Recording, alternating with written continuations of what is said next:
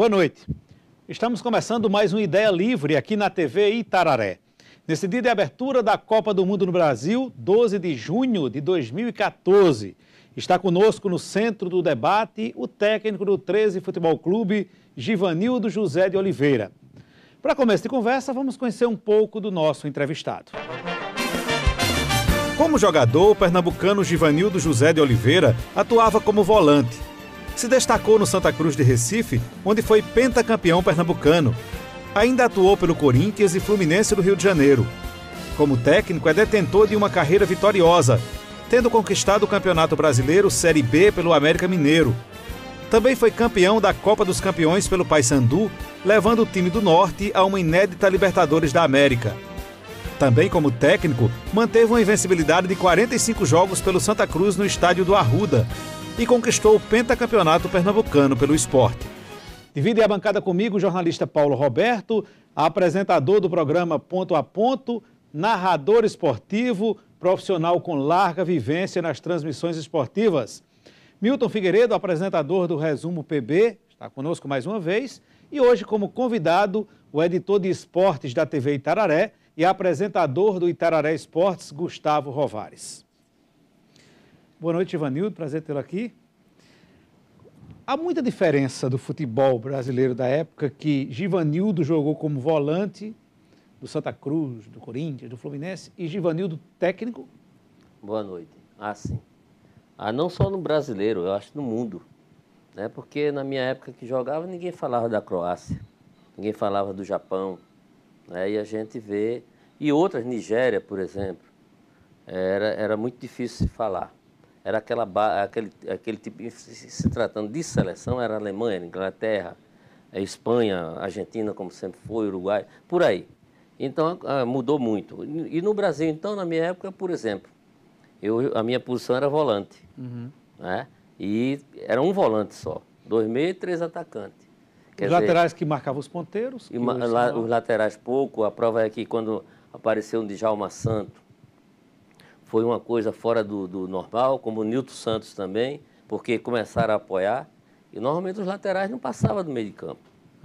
Mas bem para trás. Na minha época, volante, um meia direita, um meia esquerda, um ponta direita, um ponta esquerda. Era ponta mesmo. Centroavante. Ponta direita e ponta esquerda. E um centroavante. Então, quer dizer, só isso aí já mudou. Que muita gente fala hoje de postura. Isso é uma palavra, mas tem várias, né? Que fala de postura, movimentação em campo, a tática de jogo. Quer dizer, enfim, uma série de coisas que se fala hoje do futebol, mas que as mudanças foram acontecendo pela condição física também. Né? Isso aí entrou no futebol e mudou muita coisa. Né? Porque os durões eram a Alemanha, eram os ingleses, né? Era duro, não tinha cintura, como falavam. E o brasileiro não, como o Garrincha, né? Que era aquela que Garrincha fazia. Enfim, e a coisa foi mudando do jeito que hoje a gente vê vários jogadores, principalmente desses dois lugares que eu falei, Inglaterra e Alemanha, os caras são ágeis, né? Tem jogo de corpo e tudo. Então isso tudo foi juntando e fez com que mudasse muita coisa no futebol. No Brasil, claro, principalmente. Milton Figueiredo. Muito boa noite, professor. Boa noite aos convidados. Boa noite aos nossos telespectadores. Professor, dizia-se muito que antigamente o jogador ele tinha um amor pela camisa do clube. E hoje em dia os jogadores de futebol possuem salários milionários. Né? O senhor acha que essa relação do dinheiro destruiu um pouco essa coisa do amor pela camisa, pelo clube, que é o que mexe a massa realmente aí para os estádios? Deixa eu te dizer, eu acho que a palavra destruiu é meio, sabe? Mas que influenciou um pouco e atrapalhou também. Eu sou a favor, sempre fui, ao profissional ganhar bem. Porque só abrindo um pouquinho aí, muita gente fala, a imprensa, né, o torcedor fala que, mas fulano está, como você acabou de falar aí, está ganhando muito. Mas ele só vai ganhar muito se ele fizer por merecer, e se o clube quiser pagar. O clube não é obrigado a pagar para ele o que ele pediu, entendeu? Só que houve um avanço grande, e isso aí eu acompanhei bem, que foi aquele time do São Paulo, com Tele Santana, certo? Aquele time de 91, 92, dali para frente estourou, meu amigo. Começou a treinador ganhar bem, começou os jogadores a estourar. Uma partezinha aí, eu sou a favor do que você está falando. De quê? De também não passar do limite, certo? Porque a gente vê hoje, por exemplo, tem jogador no São Paulo, no Palmeiras, por exemplo, que saiu da base, está ganhando 50, 60 mil. Que saiu da base, recente, né? Mas, em compensação, já que eu falei de base, tem história, como o Lucas do São. Eu falei de São Paulo, Lucas. Por quanto o Lucas foi vendido? Quer dizer, então, inflacionou lá fora primeiro e chegou ao Brasil, certo? A um ponto que hoje os clubes vivem na falência. Aí pensa que o 13 é o lugar que eu estou agora, tem dificuldade. Sim, mas vai ver os grandes, guardando a devida proporção. Vai ver os grandes como eles estão. O Flamengo é um clube que só vive pendurado, morto. Então, eu quando eu comecei a jogar, eu já vi os clubes do vermelho. E isso foi acontecendo, passei a ser treinador e hoje eu vejo os clubes do vermelho. Aí diz, é só pelo jogo? Não sei. Tem o outro lado também. Por exemplo, é de ganhar muito jogador e de não ser um bom jogador, não. Quem ganha muito é porque é um grande jogador. Agora, por que quando esse jogador acerta com o clube, eles querem pagar 300, 400 mil, e quando o cara vai sair, eles não pagam direito, não acertam direito? Aí a maioria dos clubes hoje no Brasil está nessa situação por quê? É dívida, porque recorre, não quer pagar, e manda embora, não quer pagar, aí recorre, quando vai ver, está devendo um monte de dinheiro. E isso vem acontecendo, está acontecendo, eu não sei quando isso vai acabar. Dívida entendeu? impagável, né? Aí é difícil. Agora, eu, na verdade, eu não concordo. Vou com você nessa. Eu acho que tinha que ter um teto, certo? Porque o jogador hoje ganhar por mês 600 mil reais, 700 mil, eu acho também que é um exagero. Paulo Roberto. Boa noite, Givanildo. Boa noite, boa noite. Boa noite você de casa. Givanildo, eu tive o prazer e a satisfação de vê-lo jogar. Eu não vi Pelé jogar. Não viu muita coisa, não. Vi você jogar, vi Luciano jogar, peguei aquele time maravilhoso do Santa Cruz, eles foram pentacampeões, né? Isso. Uma campanha fenomenal. E eu era praticamente obrigado a assistir as partidas de vocês, embora paraibano, porque eu fui servir o Exército em Caicó, no Rio Grande do Norte, veja só, com a 2ª companhia do 14 RI lá de Recife. E todo mundo torcia pelo Sport, pelo Náutico ou pelo Santa. E nos televisores do quartel, eu era obrigado a ver os jogos do Campeonato Pernambucano e vi muita coisa boa. Mas eu queria iniciar esse bate-papo com você falando sobre a figura do empresário. Já existia na década de 70 a figura do empresário, do agente, daquele que negociava o jogador, que ganhava comissão, ou vocês atletas, diretamente com os clubes? Como é que era isso? Não existia. Não existia.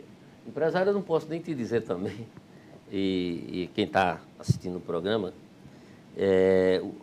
qual foi o ano, na verdade eu não me lembro, mas nessa época aí não existia. Você mesmo tratava do seu contrato, de uma renovação, até quando você era vendido, negociado, era sempre você que resolvia. Você com o dirigente ou o presidente do clube mesmo. E quem ia comprar? Por exemplo, quando eu fui para o Corinthians, o Vicente Mateus foi em Recife. Né? Foi lá e negociou diretamente. Eu me recordo de uma entrevista dele. Aristófanes de Andrade. Me permite, tem uma entrevista de Vicente Mateus, acho que foi na sua apresentação no Corinthians, e ele esqueceu o nome do Givanildo. Mas Vicente Mateus tinha umas coisas, né? Tinha. Ele agradecia a Brahma as Antárticas que mandou e trocava as bolas assim. Aí na hora que ele foi falar o nome do Givanildo, ele disse, aquele do norte. Aí alguém disse, Givanildo, Givanildo e tal. Ele chamou o Birubiru de Lero-Lero. Lero-Lero. Quando ele contratou o Birubiru, ele se contratado Lero-Lero. Por aí você vê. Então a negociação era feita assim, com a ajuda do dirigente e tal. Exato. E os clubes pagavam naquele tempo? Pagavam como eu acabei de falar. Pagava arrastado, mas tinha já isso aí. Era o atraso de pagamento. Quando eu jogava, eu vi isso no Santa Cruz. Certo? Aí quando eu fui para o Corinthians, foi Santa Cruz, eu saí para o Corinthians, aí não via isso. Corinthians eu passei um ano e meio no Corinthians, era todo dia 27. Você estava naquela campanha que o Corinthians ganhou o título depois de 19 anos, com aquele gol de Basílio, só que naquele jogo você não estava, né? Não. Eu fiquei três jogos de fora, os 3 jogos finais. Machucado. Que eu machuquei o tornozelo. Mas antes a gente já tinha sido vice-campeão brasileiro. Pois é. Que nós disputamos com o Internacional e perdemos 2-0 lá em Porto Alegre. Foi uma festa muito grande, né, Givanildo? Foi. Aquele jogo do Fluminense, invasão corintiana. Pois é. Estava ali também. Mas deixa eu completar o lance do empresário. O empresário, para mim, no começo, o empresário, para mim, era como eu posso dizer, meu Deus? Atrapalhava. Eu não vou ser mais forte, não, mas atrapalhava. E depois eu conheci alguns empresários.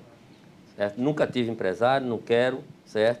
Nunca eu achei que era correto, mas conheci alguns empresários honestos. E assim, por exemplo, eu jogador, um exemplo, sem clube, sabe o que ele fazia? Ele dava alimentação para a família, ele ajudava o cara até arrumar um clube. Até conseguir um clube. Quer dizer, então um cara desse que usa o telefone, que faz isso aí, ele tem o direito de ganhar aquilo que o jogador tem que pagar para ele. Se eu não me engano, me parece que é 10%, né, que eles têm direito do contrato do jogador. Então, eu acho que tem empresário que merece credibilidade. Muito bem. Agora eu vou chamar o Gustavo Rovares, nosso editor de esportes e apresentador do Itararé Esportes, que está conosco hoje. Boa noite a todos. É um prazer pela primeira vez participar aqui do programa. Boa noite ao Givanildo, também a quem nos assiste. Acho somar um pouco do que cada um falou aqui. Essa questão da paixão, a identificação do jogador com os clubes, né, que hoje, infelizmente, principalmente em um futebol, no subúrbio do futebol, aqui no Nordeste, raramente alguém passa vários anos em uma equipe. E essa questão do número de jogadores, que no Brasil são milhares, né, chegando a milhões de jogadores profissionais, mas a ponta do iceberg são aqueles que são às vezes mais criticados porque ganham grandes salários. Se a gente for ver o grande leque de jogadores, a grande maioria, né, sequer ganha um salário mínimo, está passando por necessidades. Mas eu queria que você traçasse um paralelo desse mundo aí que a gente vive do futebol hoje tão mercantilista, né, com a criação de equipes empresariadas, ou seja, equipes criadas por empresários, né, no vôlei, no basquete, né, isso já existe há um certo tempo. Mas hoje a gente vê no interior de Minas Gerais, interior de São Paulo, equipes que ficam migrando de cidades uma para as outras. Como é que fica esse time de tradição, esse time realmente de camisa, de torcida, que está atolado em dívidas? Você citou o Flamengo, né, que se segura porque tem um apoio extra. Mas como é que ficam essas outras equipes, como a gente vê, né, equipes aí fechando as portas, né, principalmente aqui na nossa região? É difícil, até porque, só um instante, eu esqueci dessa parte que você falou de amor à camisa. Né? Eu falei de outras coisas, de salário e tudo. Mas esse amor à camisa, deixa eu te dizer, você que é direto no esporte mesmo, isso aí não pode existir, não tem como. Por que não tem como? Amor à camisa era o para trás. O para trás, o cara tinha amor ao clube, mas ele tinha o trabalho dele. Está entendendo? Era o futebol romântico. Ele então, aí isso foi morrendo, foi acabando. Então hoje não, há muito tempo já que tem um profissionalismo. Tem um problema também, Givanildo, dessa questão dos alguns clubes não investirem mais na base, que antigamente eram fortes, não. Isso aí para mim é fundamental. E aí falta a identificação do jogador. Falta também, falta. E como falta? Por exemplo, eu cheguei agora no 13, o 13 não tem base. Tem uns meninos lá que estão comigo lá, uns 2 ou 3 lá, interessante, mas já faz tempo que essa base acabou. Justamente por isso, a parte financeira. Porque base, muita gente fala, primeiro, para ter base tem que ter um CT. Segundo, para ter base tem que ter o CT e tem que ter dinheiro para bancar os meninos. Porque vem um menino, por exemplo, aqui nós estamos em Campina Grande, aí vem um menino de Recife, do interior de Recife. Foi lá, alguém descobriu, traz o menino. O menino vai ter que morar num lugar e se alimentar para poder treinar, para poder mostrar se tem condições ou não. Então, muita gente não tem.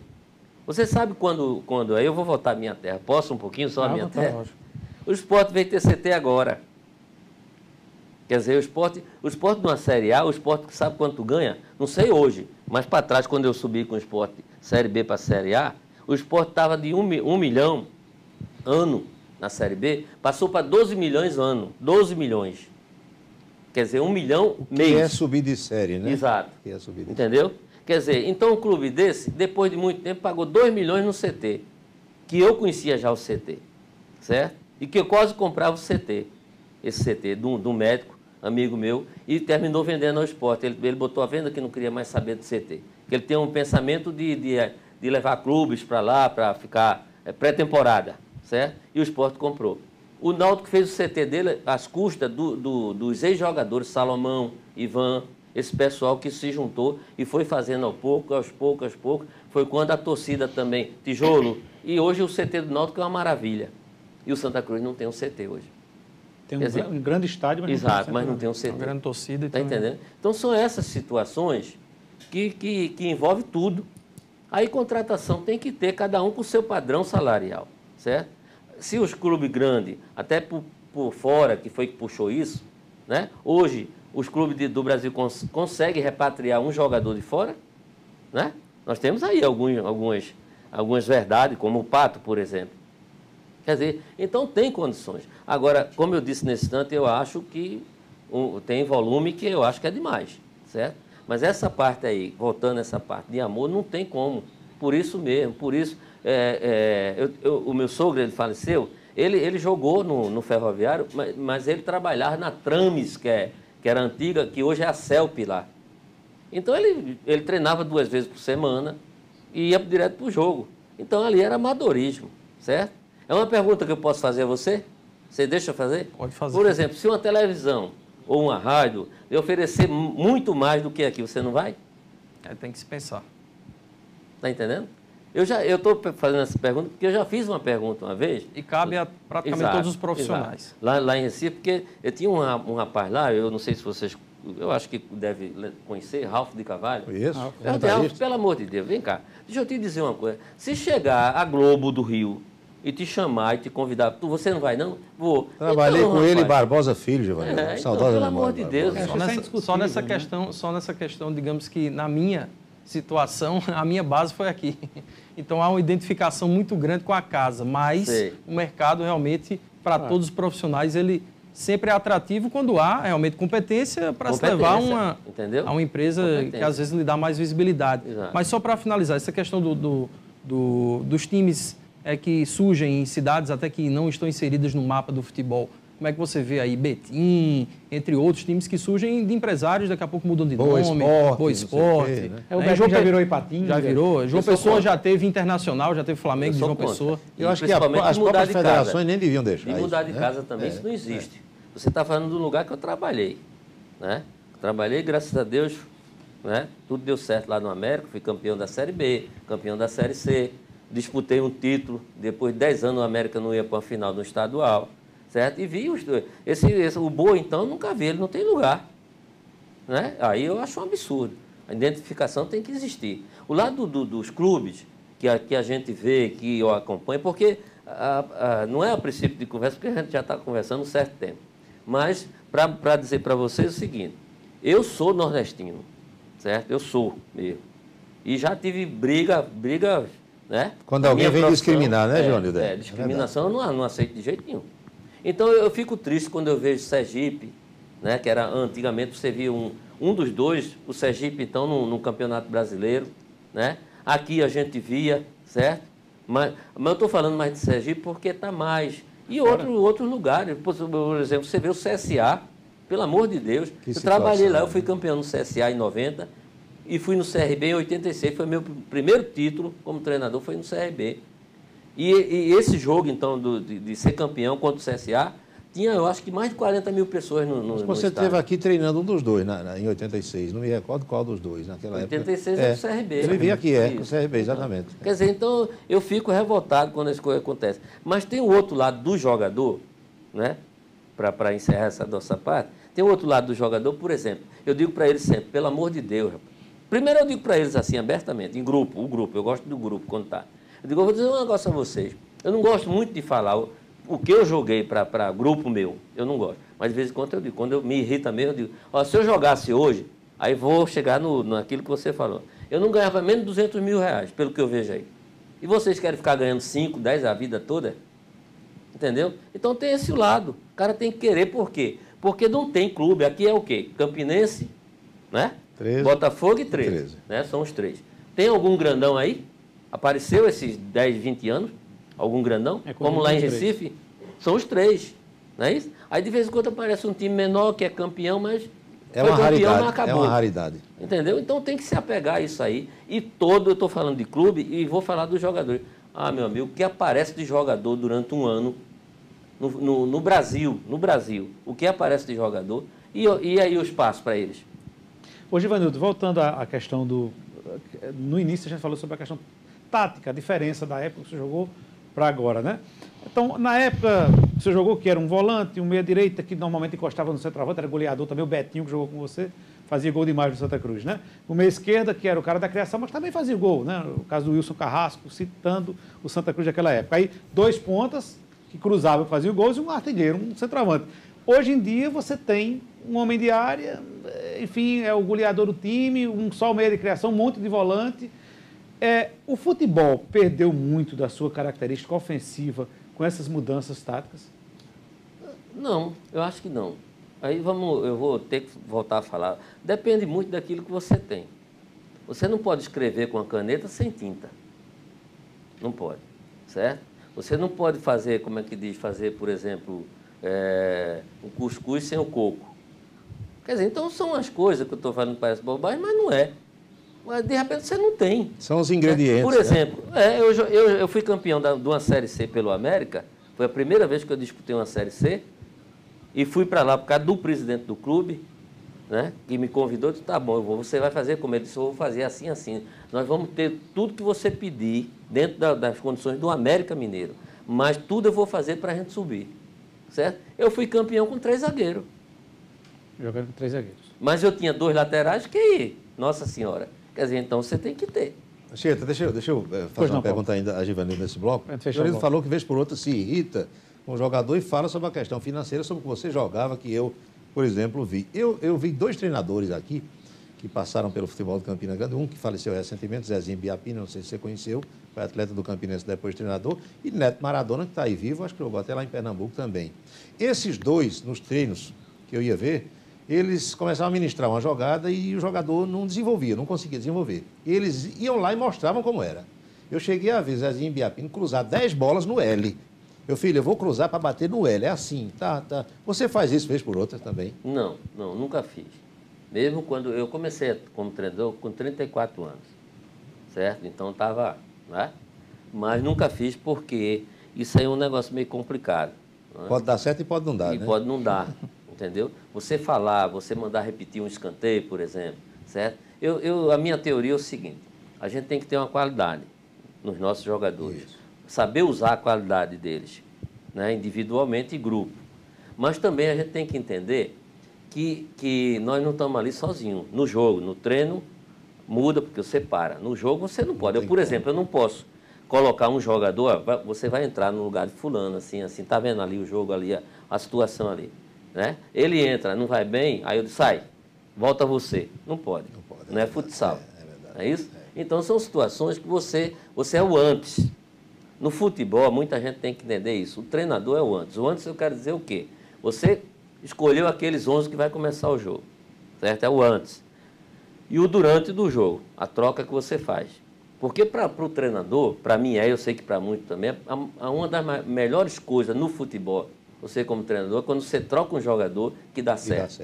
Entendeu? É a leitura perfeita do jogo. Exato. Mas nem sempre dá certo. E quando dá errado, aí vem o depois. Aí a torcida, devia ter feito isso. A imprensa devia ter feito isso. Sim, meu irmão, mas na hora tem que decidir o que é que eu vou fazer.